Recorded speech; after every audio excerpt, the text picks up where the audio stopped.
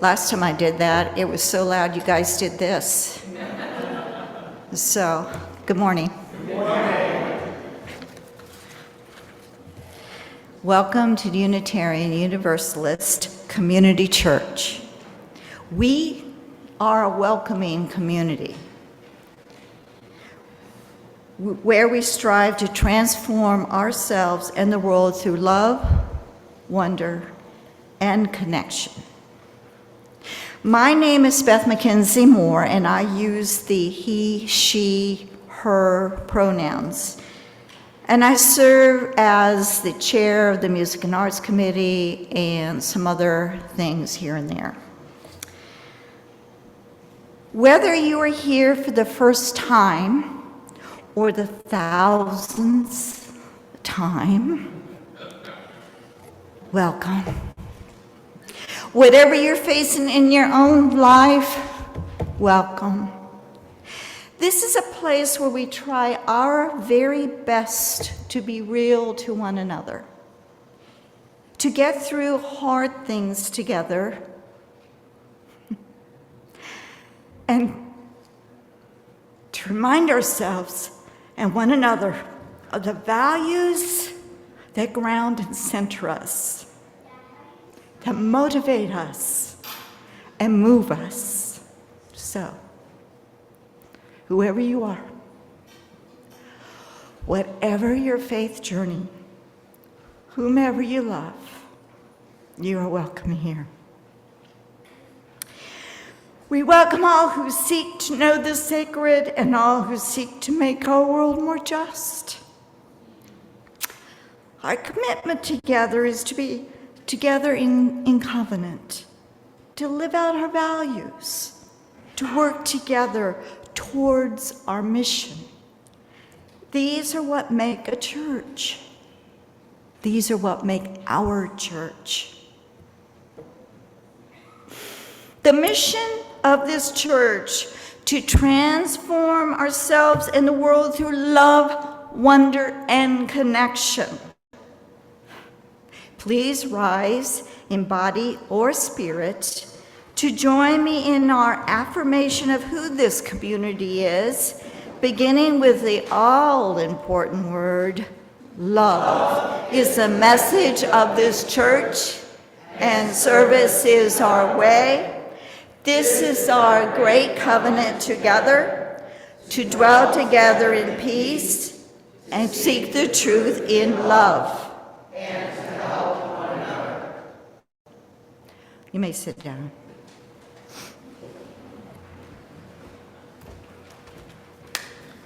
Good morning. Good morning. My name's Jonathan. I'm usually just the music director, but today I'm also the worship leader, and so that's exciting. I use he, him pronouns, and I'm really happy to be here. Today, we are going to be learning more about our UU hymn books, which you should all have 2 of, hymn singing in general, and we'll have plenty of singing during the service. As you no doubt observed on your way in, your order service doesn't look how it usually looks. I can see the panic. Don't worry. We're all going to make it through just fine. We're doing this for 2 reasons. Raymond is on a well-deserved vacation, and we're going to figure out together, live and unscripted, what the hymns are together. Yes? So that is my preamble. So I don't know if you guys have ever seen this device before, but it is a way of randomly calling numbers. So you might recognize it from bingo, but we're calling it today Singo. So you'll notice on top of your order of service, there's a secret letter hidden somewhere very close to the top with the letters either S, I, N, G, or O. So I'm going to use this and it's going to bring out a number. And, we're not going to do numbers specifically, but I'm just going to say S, I, N, G, or O, whatever it pulls out. And then those people with that on their order of service can offer a selection for our opening hymn. So a lucky volunteer. So I'm going to begin. This is our opening hymn. Okay. I have I. Does anybody with an I want to pick our first hymn? Who am I pointing at? Oh. Yes, Diane, give it to me. Oh, it's a great one. It's a great one. Okay, so do you want to offer the number, or does everyone have to guess? 1064 in the teal hymnal. Great. So I'm going to go over there now and play it. I think since this is going to happen a lot, maybe we can't sing every single verse of every single hymn we're singing. So let's do verses 1 and 2. If you need a hymnal, raise your hand. And why don't we stand? Or rise in body or spirit if you are able, willing, and excited to sing Blue Boat Home, as I know some of you are.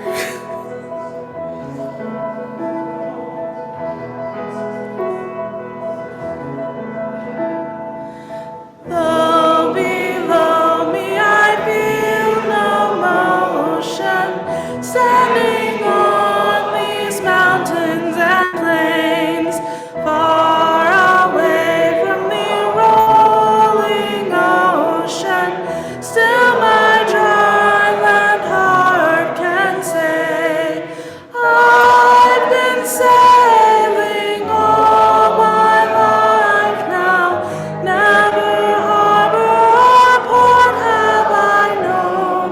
The wide universe is the ocean I travel, and the earth is my beautiful home.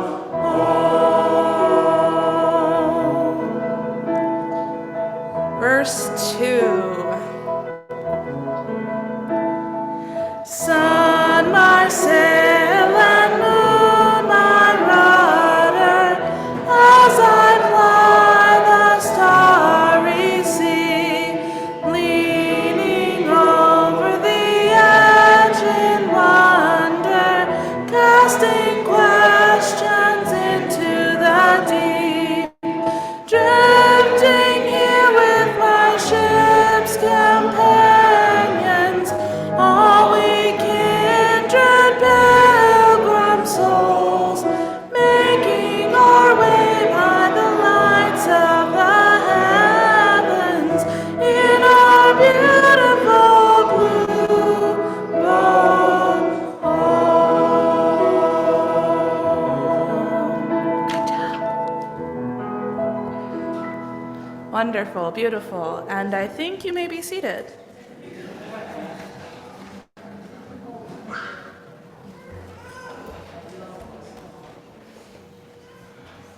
Well, thank you. That was one of my favorites. I'm going to read some chalice lighting words as Alice comes up to light the chalice. Alice? We light our chalice as a symbol of light within us and the life that flows through the world around us. It is our beacon as we search for truth. It is the warmth in our hearts of love. And it is the energy that propels us to action. And may we be kindled by our time together.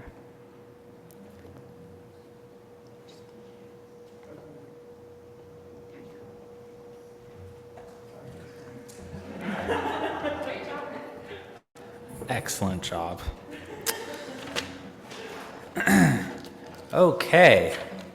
Please join me now in our time of meditation and prayer. Find a comfortable place for your body, noticing your breathing, finding your center. Take a moment to just be. Allow stillness to settle in. We're going to do a brief so-hum meditation together. So-hum is a Sanskrit phrase that translates to I am. So on each inhale, I want you to whisper or just imagine saying the word so. And then on the exhale, we're either going to hum out loud or imagine saying the word hum. So we're going to do 5 breaths together while contemplating the words, I am. So,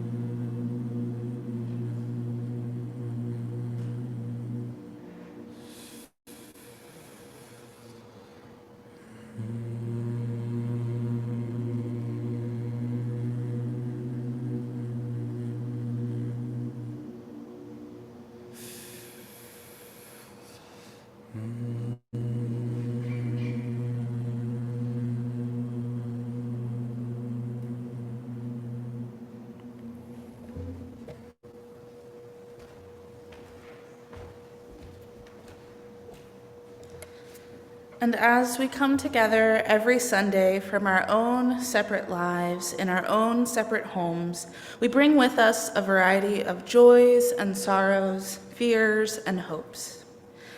We take time in our service now to honor those big feelings together. We share this time as a contemplative time, each of us given an opportunity to share within the community what lifts us up and what weighs us down. Today, we will light candles of joy and hope to lift up the bright things in our lives. And we also place stones to hold our sorrows and fears, to ease the weight from our spirit. In a moment, you will be invited to come up and participate in this ritual on your own. But first, if you would like someone to light a candle for your joy, raise your hand.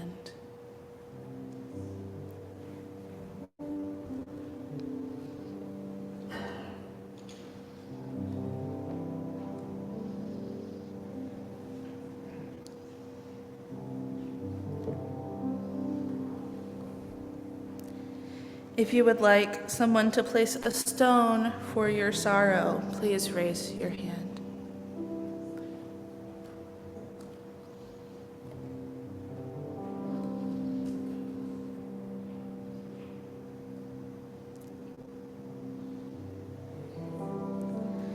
And anyone who would like to come forward may do so now, around the outside for either one, and down the middle to return.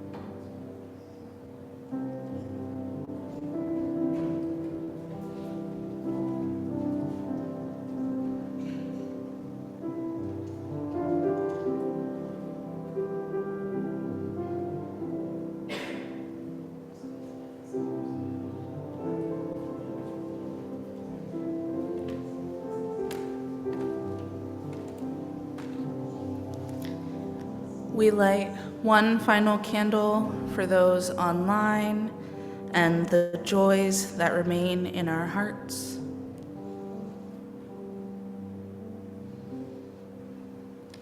And we place one final stone for those online and the remaining sorrows this morning.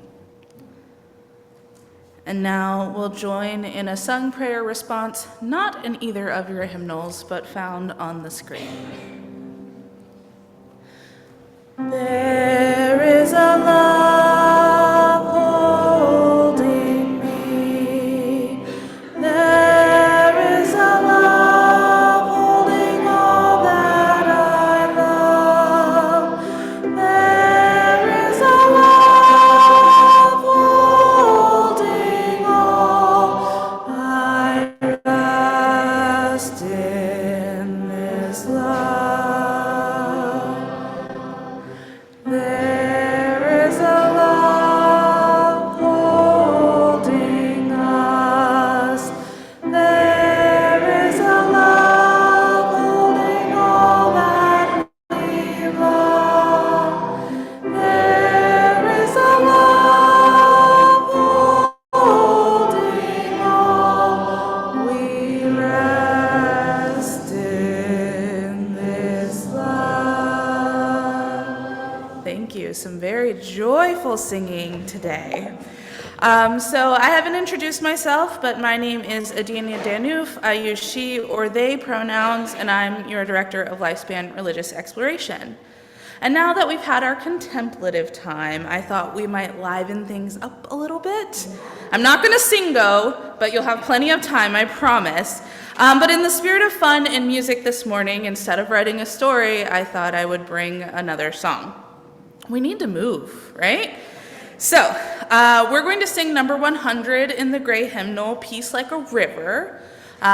You may not need to use the hymnal because this one might be familiar to you, so if you don't need it, feel free to set it aside because I hope you'll move your bodies. So we're going to liven it up a little bit by coming up with motions to go with the words. And this is what's called a zipper song because a lot of the words are the same with just one or two words changing each time we go through. And I'm explaining that to you because that will come into play near the end. So, you ready? You ready? You can stand if you want to, you can sit, just let's do this.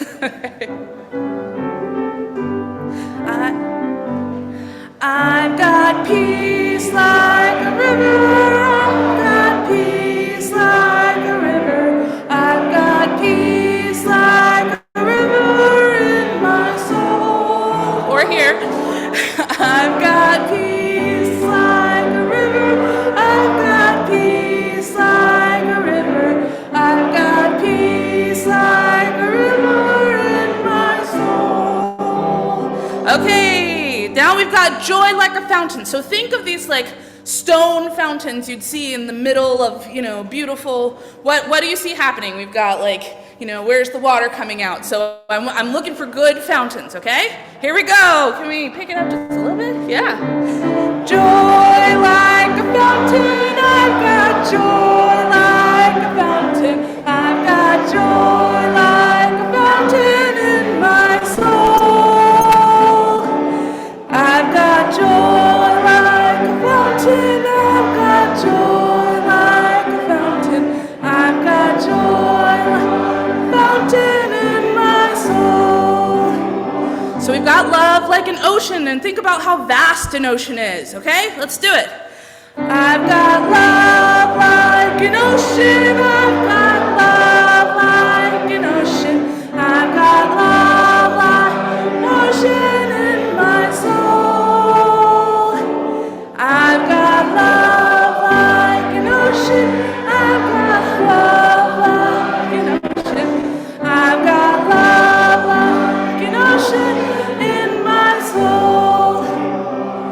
Now we've got strength like a mountain, okay? And we're gonna sing this, and I have a surprise when we sing it the second time around, okay? Are we ready? I've got strength like a mountain, I've got strength like a mountain, I've got strength like a mountain in my soul.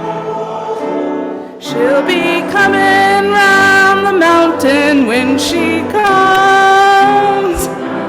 She'll be coming round the mountain when she comes. What? Okay.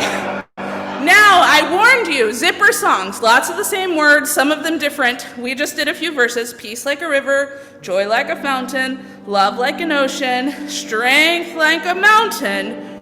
So you're going to pick your favorite one, and we're all going to sing them at the same time. Okay? So, here we go.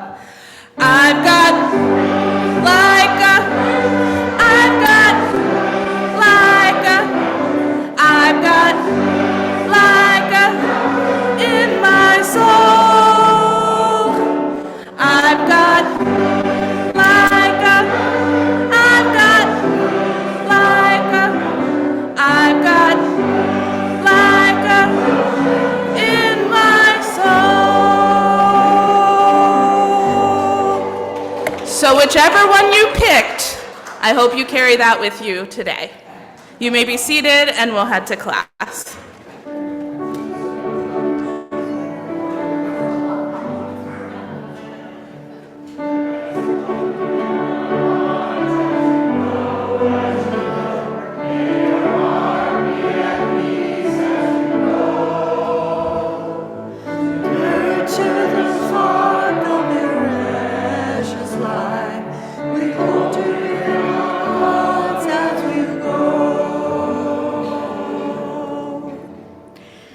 So please, join me in our offering and acknowledging all the ways we give to this church and the world. We give because this is our church and we value what it does for us, to us, and through us to our community and the world. May there be an offering to sustain and grow the life and mission of this church inside and outside our walls, but may we give it in love and hope.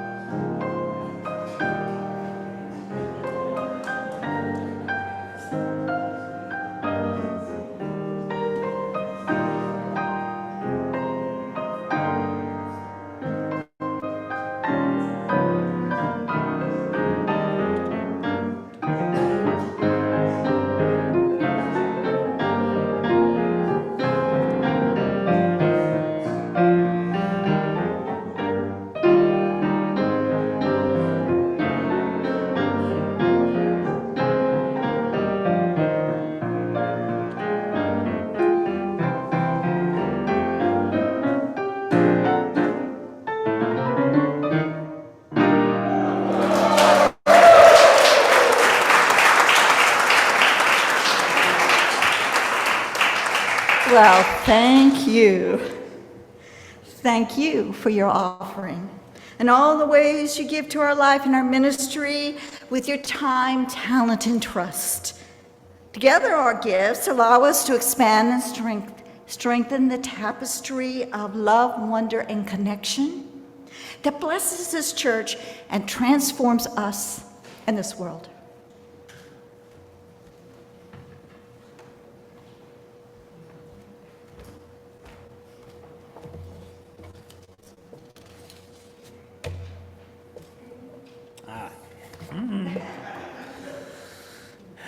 So for those of you who like to know what's about to happen before it happens, I'm going to tell a story of sorts, a history, in 3 parts, and we'll be singing and there'll be readings in between them. So, it's not an order of service, but it's a roadmap. Okay, so this is going to be a crash course in hymnals in general, in churches and ours specifically. So I have some rhetorical questions, but if you want to shout out an answer, that's fine. What is a hymnal for? How did the practice of singing 2 to 3 hymns from one of these 2 books every Sunday begin? Were these 2 hymnals always the 2 books that we sing from? If not, what happened to those? I'm going to begin answering these questions by going way back to 1517, right before Martin Luther nailed his 95 Theses on a church door in Wittenberg, Germany. So if you imagine going to a Sunday Mass at a suburb of a larger city, much like this, there would likely have been no music at all during the service. Save perhaps a chant in Latin by the clergy or monks. Does anybody have a favorite Latin chant they want to share? Yeah, there we go. Yeah, this is what it would sound like. Cheery stuff. If you were lucky enough to attend a cathedral in one of the bigger cities, you might have heard dense, complicated music sung by a professional choir. These singers were schooled within the church grounds, where they learned the ins and outs of music theory and to speak, read, and write Latin. That was their full-time thing. The idea of the congregation joining voices with religious professionals was very much verboten. The Protestant Reformation of 1517 brought about many changes, including liturgy and chants like that being translated from Latin into languages that ordinary congregations could understand. New songs with lyrics from the Bible were written with familiar folk tunes that were easy to sing and memorize. The congregation were encouraged to join voices in song during the service for the first time in a while. There are sources in the Bible talking about singing hymns together, but I'm not a Bible scholar, but it's not very common in the Dark Ages. Martin Luther, that famous guy, wrote many hymns himself, including the still famous "A Mighty Fortress is Our God," originally written in German. Thanks to the newly developed printing press, Protestant hymnals started to be published all over Europe. The author Benjamin Crosby writes of the effect of congregational hymn singing in the article, "Is Congregational Singing Dead?" Not only was congregational singing a Protestant development, but it was also a significant means of Protestant success, of building popular attachment to the new articulations of doctrine, new ways of worship, and new churches that emerged from the convulsions of the 16th century. Protestants sang these new songs at worship, at home, at work. Such music became an important badge of Protestant identity. So that's important to our story. As more denominations emerged, they each had their own hymnal, choosing or composing hymns that aligned with their own sort of religious beliefs. The hymns became a tool of differentiation between these denominations and a tool of dissemination of the church message and a strengthening of the church community. The hymns you knew became a strong identifier of your faith community. So fast forwarding to the first Universalist hymn book printed in the United States was John Murray's 1776 reprint of James Relly's Christian Hymns. The liberal Congregationalists, who would later become Unitarians, saw their first hymn book published in 1783. So they were already at it. Jason Shelton, hymn composer and UU musician, writes in his article, Changing the Words, an historical introduction to Unitarian Universalist hymnody, which is a word that means hymns, that in the 19th century, Unitarians and Universalists produced more than 50 hymn books, far more than any other single denomination. Given the relative size of the movements, this number reflects both their remarkable artistic and literary productiveness, as well as their tendency towards individualism. Many hymnals were produced by ministers for the use of their own congregations only. It was not until the latter part of the century, so this would be the 19th century, that each of the denominations more or less sanctioned the publication of an official hymn book. As the two faiths, that's Unitarian and Universalist, came closer to merging, they collaborated on a hymn book together called Hymns of the Spirit in 1937, furthering their shared vision of theology.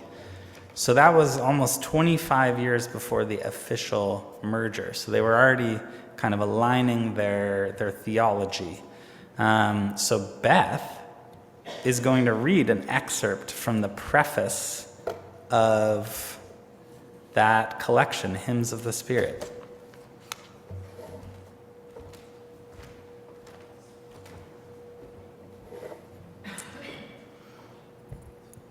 This reading is from the preface of the collaborative hymn book between the Universalists and Unitarians, Hymns of the Spirit, published in 1937. A hymn book intended for continued service by a given constituency cannot be, on the one hand, merely an anthology of the great hymns of the ages. For a large proportion of even the great hymns written by the generations that are gone express other ideas and ideals than those of today. They have their secure place in the literature of Christian devotion as the classic utterances of the soul's aspiration and conviction. But they often speak a language which we cannot make our own. Such is inevitably the case wherever religion is regarded as a living experience, forever taking on new forms with the passing centuries, rather than as a fixed and static revelation to which no man may add and from which none may take anything away. So far as the great hymns of the church can still be used as a genuine utterance of a living faith, they have been retained. They have been retained. Difference. So far as modern hymns express the thought of our day, in a reasonable, acceptable lyrical form, they have been eagerly accepted.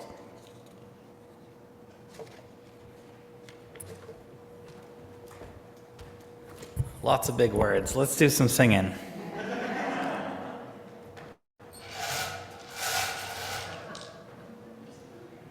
Okay, we have S. Anybody with an S on their hymnal? Sean was first.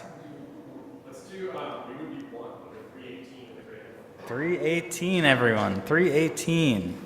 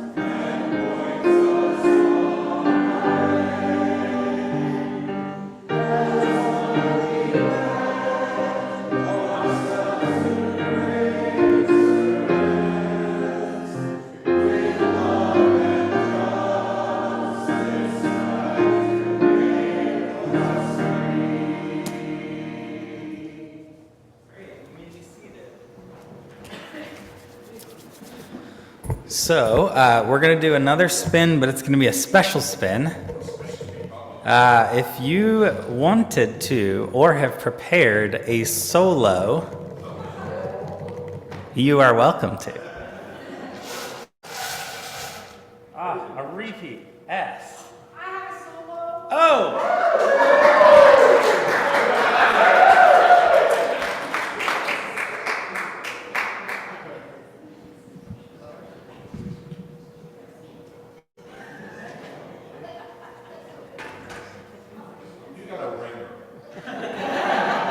Well, by coincidence, Jonathan happens to have the piano accompaniment over there, just so. Okay, but this is in the hymnal. It's number 89. So I'm going to sing the original version, but you're very welcome to follow along. This is the call by British composer Ralph Vaughan Williams. This is for the Zoom people. I'm just yelling at you. So in 1911, Ralph Vaughan Williams set 5 poems by a 17th century Anglican priest to music. And this is one of them, The Call. Now, of course, the Anglican priest is a theist. Vaughan Williams, at the time he wrote this music, was an atheist, but he said of himself that later in life he settled into a cheerful agnosticism. So, I think there's something that everybody here can relate to. Pick your one. You can be a theist, you can be an atheist, you could be a humanist, you could be a cheerful agnostic. There'll be something in this song for you. So what you see is exactly what I'm singing, except that there is a richer piano accompaniment, and in the third verse there is a modulation.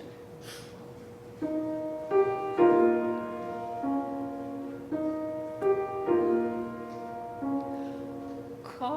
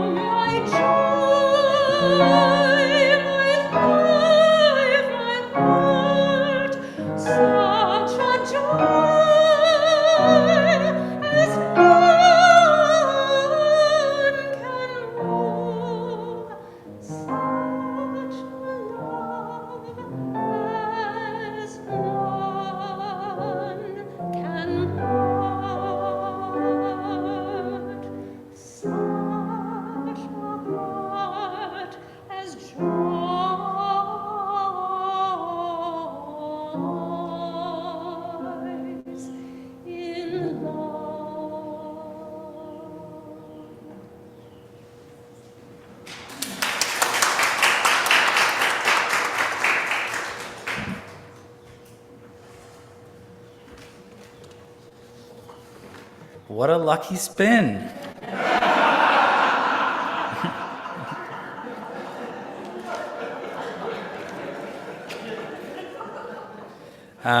Great. So we are all the way at this part of the story when the Unitarian and Universalist denominations consolidated in 1961, set about creating a new hymn book, Hymns for the Celebration of Life, in 1964.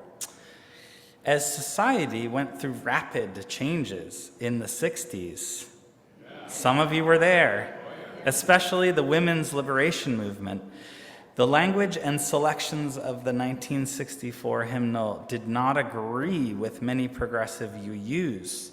Jason Shelton, back from that same article, writes, the UUA's Commission on Common Worship offered several paperback versions of revised hymns in 1978, recognizing that the unfolding concern for inclusive language reduced the usable portion of the hymn book from 327 hymns down to 58.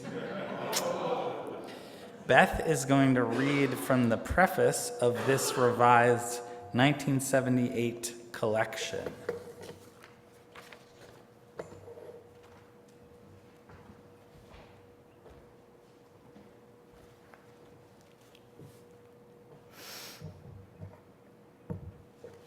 It is my turn. The history of hymnody. Hymnody. The word that means hymns, right? Which means the singing and composition of hymns, of course. Is a history of amending and altering words and music to fit current needs. Changes are prompted sometimes for psychological, sometimes for theological reasons. This collection of revisions for many of the most popular hymns in Unitarian Universalist congregations thus continues a historical process. We seek to move beyond gender in the language of our worship. The old patriarchal forms are contrary to present need and ideals. If any portion of a congregation feels excluded by the words sung or spoken in unison, the words fail to express the intended community. If religious language perpetuates views of the divine or the human in purely masculine forms, it runs contrary to our best understanding. Just as in the past, Universalists removed hell, and Unitarians eliminated the Trinity. By recasting old hymns, this brief collection provides changes that should make many hymns more appropriate for our time. Jonathan. Great, let's do another spin. Oh my goodness. Okay, I've got an O. Any O's out there? Sharon. Number 23, Bring Many Names. Great. That one has so many verses. Let's do the first two. First and the last. First and the last. Hymn 2-3.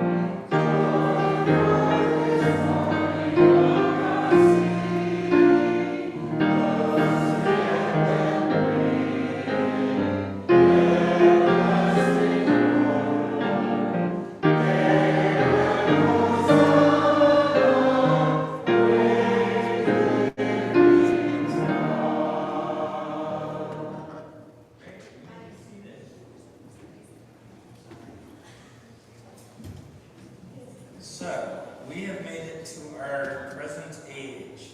Singing the Living Tradition, our Gray hymnal, was first published in 1993 and continues the project of furthering the message of Unitarian Universalism through song.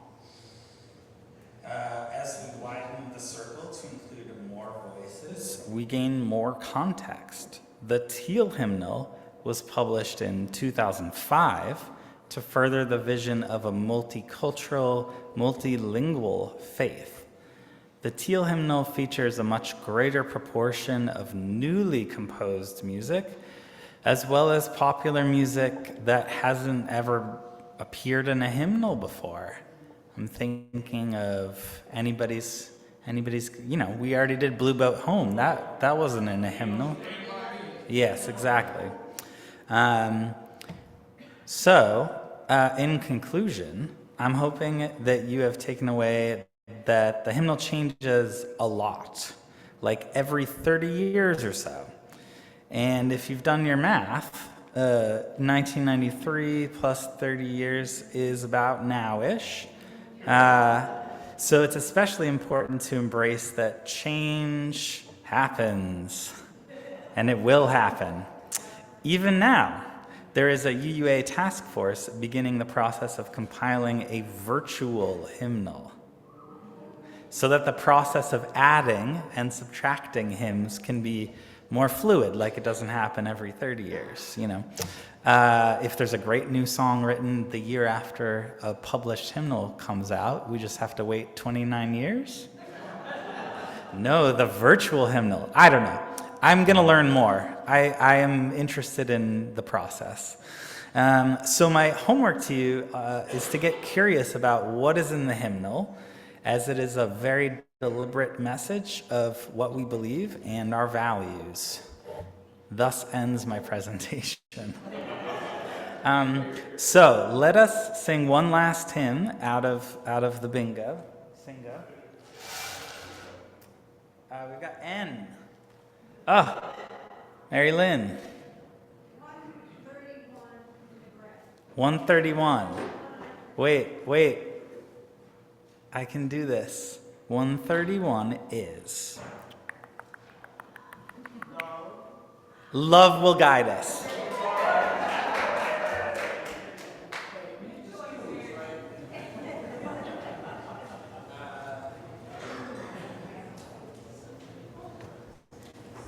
Since this is our closing hymn, let's just sing all three verses, and you may rise in body or spirit.